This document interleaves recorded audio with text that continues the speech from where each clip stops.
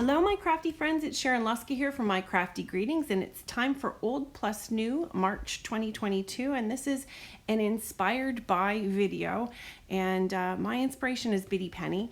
She did this very cool thing called Frankenpaper, and I have tons of crazy bits of paper that I thought, you know what, surely I could use these to make something. Now this is totally out of my wheelhouse, friends. This is something that is way out of what I normally do, but you know what, it's always a good thing to try.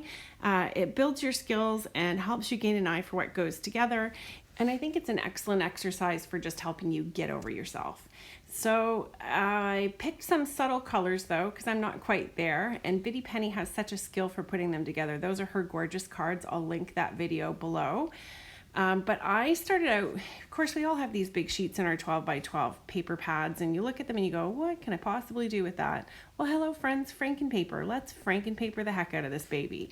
And as you see, I'm playing it completely safe, all subtle tones. I'm ripping up some maps and some old packaging from some stencils. And I guess the whole idea of this is to just be free, rip and place and put your things together. Don't worry about it. Don't overthink things. Just try and allow the muse to flow out of you and create something beautiful. And for somebody who has such a, oh, my friend lives in Simcoe, that's what I'm showing you there. So for somebody that has such a messy craft room, you would think that this would be something that is easy for me, because I like to make piles of things and make collections of things together and dream about what could possibly happen, and I'm not too bothered about lumps of things being all clustered together. But the second I start gluing this stuff down, it is really an exercise in letting myself go. I think with a lot of my projects like to have kind of clean, concise boundaries and edges on things, that I like to have some sort of symmetry, and I really tried to let go of all of that with this. And you know what, there is beauty all over the place, whether you're walking out in the woods and looking at a pile of leaves, which is very much, you know, Mother Nature's collage, or whether you're just looking at, you know, a perfectly laid piece of sidewalk that has an old crinkled leaf and a snail on it. That can be just as beautiful and just as eclectic as what we're working on here. So, and I hope you will try this. I hope maybe you'll set yourself aside a little pile and put them together. I don't know if I was supposed to pre-pick the papers and kind of put together what I think went. But ultimately, you know what, I think that if you have some sort of rhyme or reason, if it's your first time doing this, that definitely helps. And otherwise, I can't give you any other tips other than rip, strips, and place. Watch Biddy Penny's video, and you can look up Frankenpaper also on YouTube, because there is quite a bit out there for Frankenpaper and how you make this all come together. And surprisingly, once I did finish this and turn it into some cards, my husband had commented that he thought that they were some really beautiful cards, which really made me feel good. So I'm hoping that as they kind of make their rounds and people see them, that possibly I get a few more compliments. So, and I don't know what else to say from there. I'm typically fairly confident when it comes to card making, knowing when something looks good or goes well together.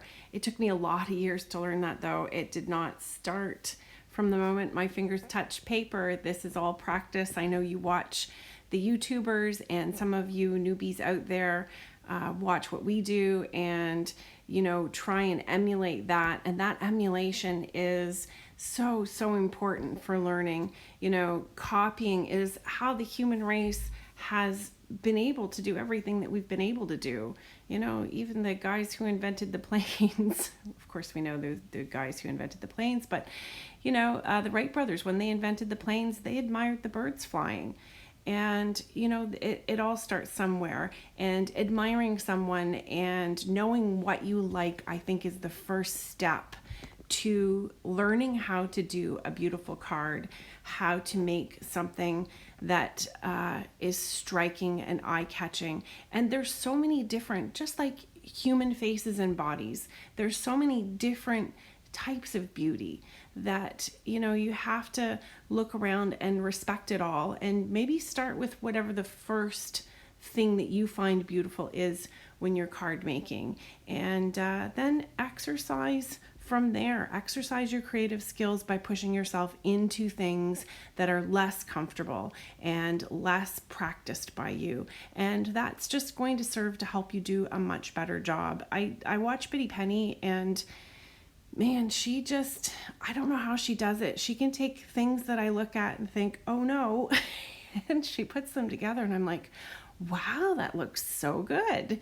And it's hard too when you're looking at your own work, because of my own critical eye. When I'm looking at this, I keep thinking, what are you doing, Sharon? What is this mess? But there is that little bit of me, that true Gemini though, that loves to mix it up. I love to shake up the box and do different things. And, you know, that personality of mine tends to like to go through a full range of changes. So now she did use ephemera in hers. She prints ephemera from a few different sites off the internet, and I'm sure she has a collection. Oh, this is wrapping paper that I kept that I thought was extremely beautiful. I've had this for probably 8 or 9 years. I'm happy to finally use it and have it in something. I love the shine that it has. It's very subtle but eye-catching, and I think it gives a place for your eye to rest here, but also something interesting to look at. So ephemera, I think, is very, very important when you're doing Franken paper. Is you want to have pieces that when you have a lot of jarring joints of paper where there's a cluster of paper points or jaggedy things that come together, allowing the eye to rest on something that's familiar, like a flower or a bug, a chair, whatever kind of ephemera it is that you have, like that you want to use, like a large word, you need to have resting spaces in this. So this is why I'm putting the flowers in. And without much thought to how I was going to cut this up to make it into cards, you know, it was important that I had ephemera or die cuts to add later. Now, I didn't add die cuts specifically to this as I was making it. I was really sticking with paper. That's Stamperia. I'm going to tell you that was extremely hard to rip because I'm a Stamperia hoarder. I think that if I had to run out of the burning house, I would go grab the Stamperia file of papers and run with it. I love their paper. It's gorgeous. But, you know, it was exciting to add it to this piece, and I did do a card that did focus on that little piece that I put on. So, and then I have some dollar store just 6x6 paper pads, and sometimes, you know, you just have paper pads and you're not quite sure what to do with them, but you like the images. This is a great place to practice with them. You know, if there's 2 sheets in the pack, you've got 2 tries to do something amazing. And I certainly was ready to sacrifice some of this. I love the beautiful little flowers and the different colors that they had in the pad. And yeah, just, you know, pull together what you've got. And I'm going to encourage you, keep pretty wrapping paper. This is one more use for wrapping paper. I did a video once upon a time with wrapping paper cards for Christmas because, of course, you know, I don't have all the money in the world for card making. I try and be very planned and thoughtful with the purchases that I make. I don't run out and buy everything that I see that I love as much as I would like to. And I do have, you know, quite a bit because I've collected over a lot of years. But, you know, having some pieces that are not expensive pieces to be able to work with is an important component of crafting as well. And yeah, the dollar store can be a great resource, or just even if you have some crafty friends and you all sit down and you have a paper trade one day where you bring the papers that you're not so keen on and then another friend brings more papers, or if you all have wrapping paper that you've bought that's cool wrapping paper, save your friends a sheet and make them a little file folder of wrapping paper sheets so that they can use them in their card making. And I've saved a ton of money by not buying specialty paper, but by just using foiled wrapping papers. and wrapping papers that had pretty patterns. And once you fuse those to a sheet or you glue them down, or there's so many different things that you can do. Of course, the brown craft paper that you see up to the left there that I had already ripped some strips off and glued down. Bitty Penny also has that wrapping paper. I've made a lot of cards out of that, and I also did a card class with it. There you go, I just picked it up. I'm doing a voiceover, but it's like I willed myself in a pre-done video to pick it up. So it's a nice earthy looking paper, but inexpensive, and something very cool to add to your projects. So, and then maps too. Try and use up your maps, see if you can find different things, add colors to them. I left them to just speak for themselves in this project, but you know, it's another cool thing. And books, magazines. There's a lot of patterns in magazines that you can grab, and I know sometimes we look at the shininess of a magazine page, and that shies us away from using it. But in a composition like this, nobody's gonna care. So anyways, did any of you ever do collaging in high school where you cut out pictures from magazines? And I think they're called dream boards or something like that you can do, and you can cut out words and images from magazines, and you know, try and commit yourself to a better future. So I have a little thing that I've done too when I've signed my cards from Sharon and future YouTube ... So because I had always hoped that I would hopefully do well here on this platform, and hopefully be able to share the things that I really, really love. Paper crafting is very much something that I have such a passion for, and yeah, being able to share it with you guys and show you different things, try and help you with your journey, as many people have helped me with mine and still help me. I'm still on my journey too. So I pulled out some die cuts that I had in my stash now that I've finished my sheet, and I did cut this into 4 using my 5x7 cutting technique. There's a video that's posted for that if you want to see how I get 4 perfect 5x7 sheets out of a 12x12 sheet of paper. And so I was just checking these out and kind of imagining what would look good, and some of it is turning them around and flipping them over and just trying what you have on top of them to see how you like them. Now I do find a lot of Franken paper crafters, card crafters, tend to use very tiny sentiments, or maybe less bold die cuts than I'm using, and I'm doing me. You do you, and I'm doing me.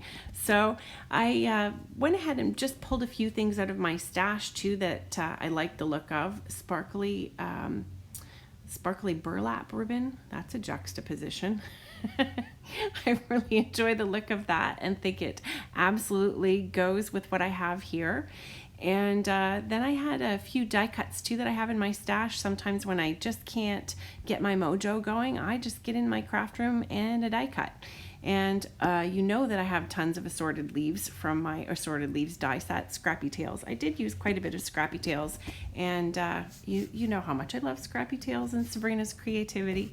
So the whimsical layering daisies, I always keep a good stash of those, and I always keep a lot of leaves around. And I decided that I wanted that sparkle in the ribbon to match on one of these die cuts. I try and pull elements from one part of my project into another part of my project. So the 2 green leaves come out of the wings of the dragonfly there, and this sparkle is coming from that ribbon. That ribbon matches some of the paper that I ripped up, and these roses that I'm adding in are actually roses that were added originally. So I'm just giving this a fold over now that it's dry, and trimming the little bits off so that I can sneak it underneath the leaves of the assorted leaves die set there, and it just gives a little added kind of zhuzh to it. And then I have some kind of burgundy-ish homemade stickles, and I'm just shaking some shimmer on. Now you can see I picked this background paper here because it matches a bunch of the little bits of color in this, and I roughed up the edges just to make it look like old paper. I've never really done this before, and then I'm using Stormy Sky just to go around the edge of the paper. And then since this is a chunky paper, I am just using my art glitter glue to glue it down. So that would be my first card. And you can see there's that Stamperia dragonfly that kind of helped pull this all together. So that is card number 1. I have 4 cards for you here. Hopefully you're liking what you're seeing, and maybe you'll think about doing this too.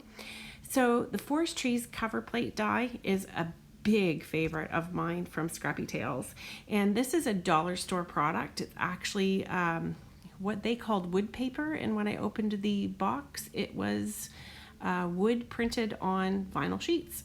So, and that's cool too, no problem with that. I was shocked a little bit and then decided, yeah, it also could be cool. So I used the extra little bits that I cut off to decorate the inside of the card, and I'm getting some of my foam sheets here, packing foam sheets, and I'm just using some Tombow Mono Multi to secure these down. They secure very well with Tombow Mono Multi, and they also secure very well with ATG or tape runner. Whichever it is that you have, they'll hold really well, and a good wad of ATG is fantastic for holding paper to vinyl. So this is the Flying Butterflies die. It has an outline die from Scrappy Tails and a detail one. Oh, I'm just showing you save that sticky sheet because you can make skinny foam strips like I showed in the last video. Hopefully you do check that out because we're going to use some of those skinny foam strips this trip around. This one I decided to just leave without a sentiment. And yeah, so I used the Outline Rose die set too, as well as the Fairy Friends. And of course I laughed when I posted Biddy Penny's project picture because she used the Scrappy Tails Rose outline die set too. I love that set. Scrappy Tails has some really amazing, very different, large-sized dies that give you elements that are bigger than the average element out there, and that's what I really love about it. So this happy birthday really needed to pop from the background. It was too busy a background for such a scripty sentiment, so I glued it onto some vellum. And then this is ivy leaves that came in the another die set from Scrappy Tails. I'll list it all in the drop down box so that you can see it. So I'm gonna just rip the edges off of this. It has some flocking detail on it. This was in a clear out at a stationery shop that I grabbed this from. And then I'm just ripping a little piece of packing foam, and I'm gonna add some glue dots to that, and then I'm gonna stick it onto that vellum, and it will not show because of what we're laying it behind and over top of. You are never going to see that. And then a little bit more of that, I never remember the name of it, Tombow Mono Multi, there you go. So these are the strips that we cut in the last video, and you can see I have a strip thin enough to go on a leg of a fairy.